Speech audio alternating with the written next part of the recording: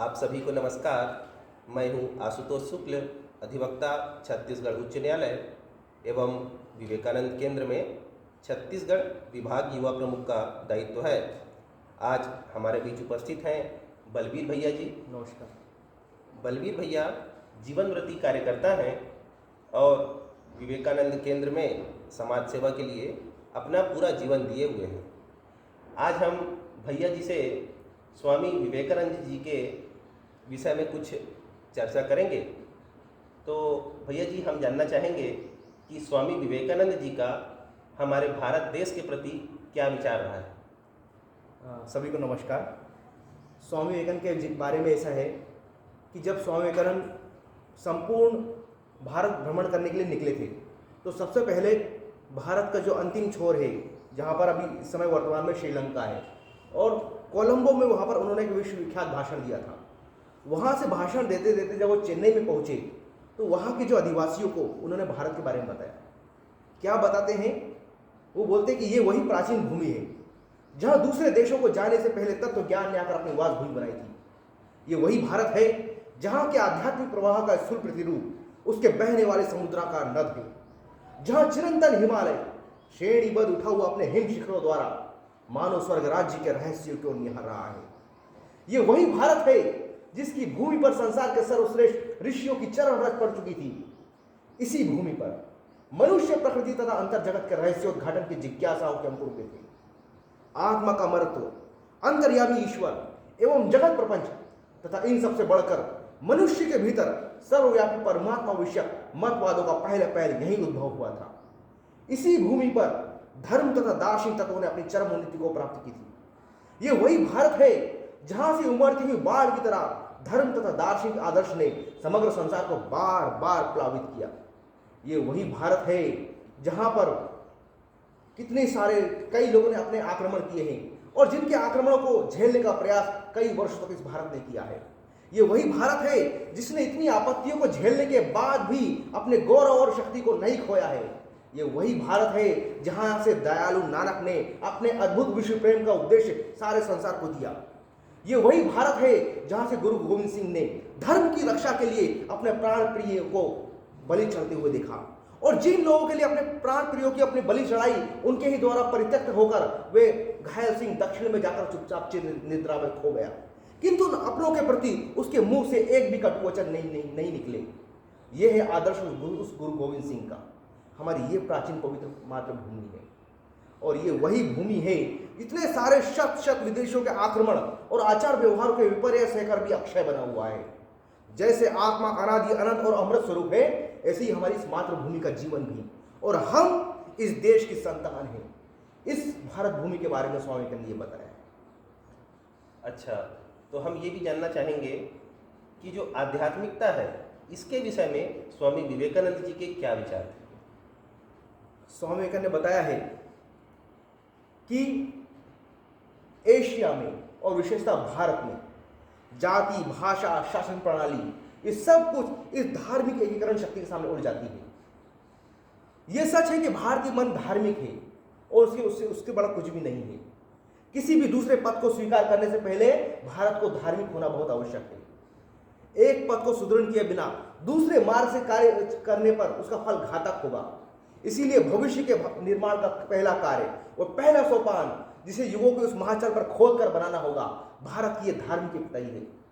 यह शिक्षा हम सबको मिलनी चाहिए कि हम हिंदू द्वैतवादी, अद्वैतवादी, विशिष्टाद्वैतवादी या भिन्न भिन्न मतों के शैव, वैष्णव, पाशुपत आदि विभिन्न संप्रदाय के होते हुए भी आपस में कुछ समान भाव भी रखते हैं। और अब वह समय आ गया है कि हम अपने लिए, अपनी जाति के हित के लिए इन तुच्छ भेदों और विवादों को त्याग दें। और इसी के बारे में स्वामी विवेकानंद बोलते हैं कि हमारी आध्यात्मिकता ही हमारा जीवन रखती है। यदि ये साफ बेहतर है, यदि ये शुद्ध एवं सशक्त है तो सब कुछ ठीक है, क्योंकि रोग वाले कीटाणु यदि शरीर से बाहर निकाल दिए जाए तो कोई भी दूसरी बीमारी खून में नहीं समा सकती।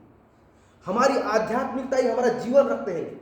यदि ये साफ बेहतर है, यदि ये शुद्ध एवं सशक्त है तो कोई भी दूसरी बीमारी खून में नहीं समा सकती। हम जानते हैं किसी भी बीमारी के फैलने के दो कारण होते हैं, एक तो शरीर की अवस्था विशेष, दूसरा बाहरी विषैले कीटाणुओं का प्रवेश। जब तक शरीर की ऐसी अवस्था ना हो जाए कि ये बाहरी विषैले कीटाणु को प्रवेश करने दे, जब तक शरीर की अवस्था इतनी क्षीण ना हो जाए कि ये विषैले कीटाणु उसमें घुसकर पलते बढ़ते रहें, तब तक संसार के किसी भी कीटाणु में इतना सामर्थ्य नहीं कि वो शरीर को रोगी बना दे। वास्तव में प्रत्येक मनुष्य के भीतर सदा करोड़ों कीटाणु प्रवेश करते रहते हैं, किंतु जब तक शरीर बलवान है हमें इनकी कोई खबर नहीं होती। ज्यों ही ये शरीर कमजोर होता है त्यों ही ये विषैले कीटाणु उस पर इकट्ठे होकर शरीर को रोगी बना देते हैं। ठीक यही बात प्रत्येक राष्ट्र के संबंध में सत्य है। यदि राष्ट्र जीवन कमजोर होता है तो ये विषैले कीटाणु और उसकी सारी जो बीमारियां हैं, जो बुराइयां हैं, इस राष्ट्र के राजनीतिक, शैक्षिक और उसकी बुद्धि को रुग्ण बना देते हैं। तब उद्देश्य ये होगा कि हम इसकी बीमारी तक इस बीमारी की जड़ तक पहुंचकर इसके रक्त के कुल दोषों को दूर कर दें।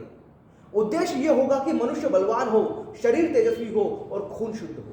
यानी कि हमारा इस तरह हमारा धर्म, हमारी आध्यात्मिकता भी शुद्ध रहेगी तो ये हमारा राष्ट्र जीवित रहेगा। अच्छा, स्वामी विवेकानंद जी ने अन्य सभ्यताओं के विषय में क्या कहा है? अन्य सभ्यताओं के बारे में स्वामी विवेकानंद ने कहा है कि ऐसा बताया है कि कितनी ही शक्तिशाली और महान जातियों ने उच्च भाव को जन्म दिया।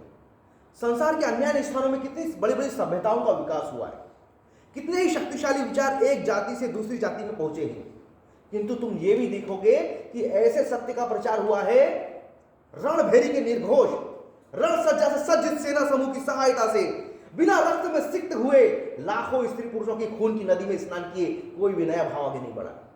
प्रत्येक ओजस्वी विचार के साथ असंख्य लोगों का हाहाकार, अनाथों और असहायों का करुण क्रंदन और विधवाओं का अजस्ट अश्रुपात होते हुए देखा गया है। सामान्यतः इन्हीं उपाय के द्वारा अन्य देशों ने अपने विचारों का प्रचार किया, किंतु भारत इस उपाय का अवलंबन के बिना कभी आगे नहीं बढ़ा। भारत ने हमेशा शांति का ही संदेश दिया है।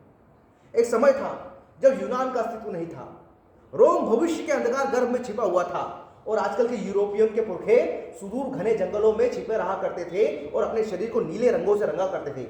तब भी भारत क्रियाशील था और जिस समय का इतिहास में कोई लेख नहीं था, जिस सुदूर धुंधले अतीत की ओर झांकने का साहस परंपरा को भी नहीं था, तब से लेकर आज तक न जाने कितने ही भाव एक के बाद एक भारत से प्रसारित हुए हैं, जिसका प्रत्येक शब्द आगे शांति और पीछे आशीर्वाद के साथ कहा गया है। समग्र संसार में भारत ही ऐसा देश है जिसने लड़ाई झगड़ा करके अन्य देशों को पराजित नहीं किया है। इसका शुभ आशीर्वाद हमारे साथ है और इसी के कारण हम आज तक जीवित हैं। एक समय था जब यूनानी सेना के रण प्रयाण के दर्द से सारा संसार कांप उठता था, किंतु आज वे कहां है? आज तो उसके चिन्ह तक दिखाई नहीं देते। एक समय था जब संसार की प्रत्येक पार्थिव भोग्य वस्तु के ऊपर रोम की सेनांकित विजय पताका फहराया करती थी। शेन मतलब कि वो जो बाज, और उनकी जो विजय पताका पर बाज का चिन्ह फहराया करता था। प्रत्येक पार्थिव भोग्य वस्तु के ऊपर इस तरह के चिन्ह हुआ करते थे। रोम के लोग जहां भी जाते मानव सभ्यता पर अपने चिन्ह अंकित कर दिया करते थे। रोम का नाम सुनते पृथ्वी कांप उठती थी, किंतु आज वो कहां है? आज तो उसके चिन्ह तक कहीं नहीं दिखाई दे रहे। जहां सीजर राज्य करता था वहां आज मकड़ी अपना जाला बुन रही है। इस तरह ये समान और वैभवशाली राष्ट्र उठे और मिट गए। विजयोल्लास और भावावेशपूर्ण प्रभुत्व का कुछ काल तक कलुषित राष्ट्र जीवन बिताकर ये सभी राष्ट्र समुद्र की लहरों की तरह उठे और मिट गए, किंतु हम आज भी जीवित हैं। यदि मनु इस भारत भूमि पर वापस लौट आए तो उन्हें कोई आश्चर्य नहीं होगा। वो देखेंगे कि हजारों वर्षों से सुचिंतित वही प्राचीन विधान यहाँ आज भी मौजूद है।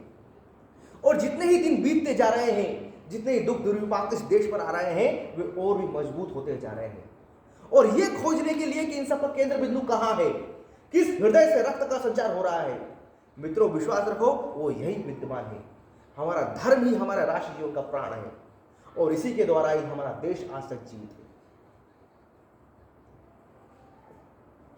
तो दर्शकों, आज हमारे साथ थे आदरणीय बलबीर भैया जी, जिन्होंने आज स्वामी विवेकानंद जी के विभिन्न पहलुओं पर जो विचार थे उससे हम सभी को अवगत कराया। हम आशा करते हैं आप सभी को स्वामी विवेकानंद जी के विचार जानकर बड़ा अच्छा लगा होगा।